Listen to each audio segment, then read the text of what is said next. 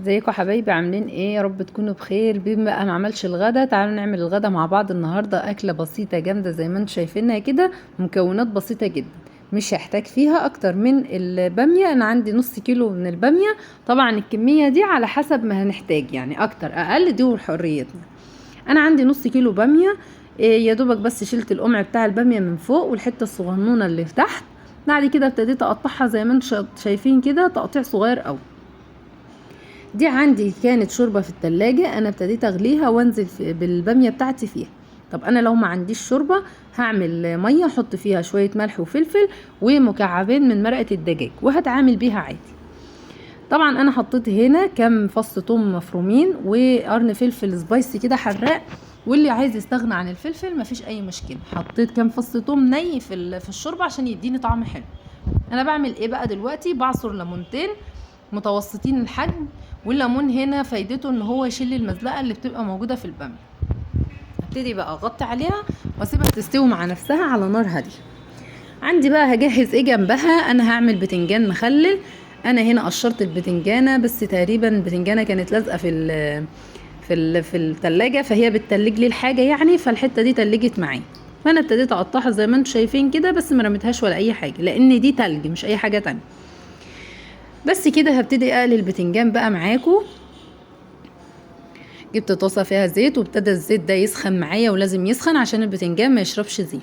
هبتدي بقى ارص البتنجان معايا في الزيت كله، وبعدين هسيبه دقيقتين على النار عاليه، وهبتدي اهدي النار عليه، وممكن كمان اغطي عليه لو البتنجان حجمه او تقطيعه كبير شويه، بحيث ان هو يستوي معايا سوا صح.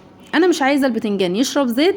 في قبل ما هطلعه على طول هعمل ايه؟ هعلي النار شويه عشان خاطر يسيب الزيت اللي فيه وياخد لون زي ما انتم شايفين كده. هبتدي اطلعه بمصفى، ولازم اصفيه كويس قوي من الزيت. وانا هنا حطيت قرنين فلفل ان انا احمرهم، يعني انا بحب الفلفل المقلي جدا. ففتحته فتحه بس بالسكينه صغننه كده عشان لما يشرب زيت ما يفرقعش معايا ويبهدل الدنيا. هعمل لها بقى دقه طعمها حلو كده، كام فص ثوم، وانا عندي هنا كام قرن فلفل سبايسي، واللي عايز يحط الفلفل الرومي عشان ما بيحبش السبايسي عادي. بعد كده هنا هنحط شويه ملح وشويه كمون، وهندقهم مع بعض زي ما انتم شايفين. طبعا الهون احلى حاجه. عندي هنا بقى شويه من الخل، وهحط ليمونيه كده هعصرها.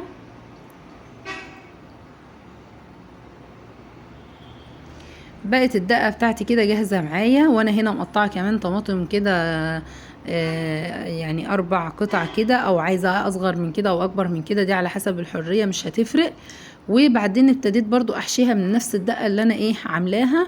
شايفين ازاي البتنجان طالع طري ومش شارب اي زيت معايا خالص.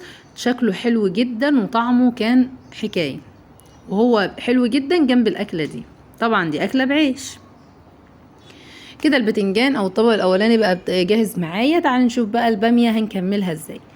انا بقى بفضل سايبه الباميه كده على البوتاجاز لما اتاكد ان هي استوت سوا صح، يعني لازم في المرحله دي تكون استوت كويس جدا. هبتدي بقى احطها في الخلاط، او لو عندي هاند بلندر هضربها بس ضربتين بس كده، وهي في نفس الحله بتاعتها. بصوا انا بضرب هنا ضرب متقطع وحاجه بسيطه بس كده، مش اكتر من كده. مش عايزاها تتهري معايا، انا عايزاها تبقى خشنه معايا زي ما انتم شايفين بس متكسره. بعد كده هعمل لها بقى الطشه بتاعتها، كاني بعمل طشه ملوخيه بالظبط، اللي هي عباره عن معلقه من السمنه، معلقه كويسه كده، وكام فص ثوم برضو مفرومين. هبتدي اشوح الثوم بقى في السمنه دي. لما يبتدي يصفر لونه معايا هحط هنا نص معلقه من الكزبره زي الملوخيه بالظبط يا جماعه. اول ما ريحتهم تبتدي تطلع معايا هطش بيهم الباميه بتاعتي. انا مش عايزه اقول لكم في المرحله دي كانت ريحتها جميله جدا وطعمها كان حكايه. انا لما دقتها حسيت ان هي محتاج شويه ملح كمان، فحطيت لها معلقه ملح. بس كده بقت الباميه جاهزه معايا اول ويكه. يا رب الفيديو يكون عجبكم، ولو عجبكم ما تنسوش اللايك والشير ومتابعه عشان يوصل لكم كل جديد.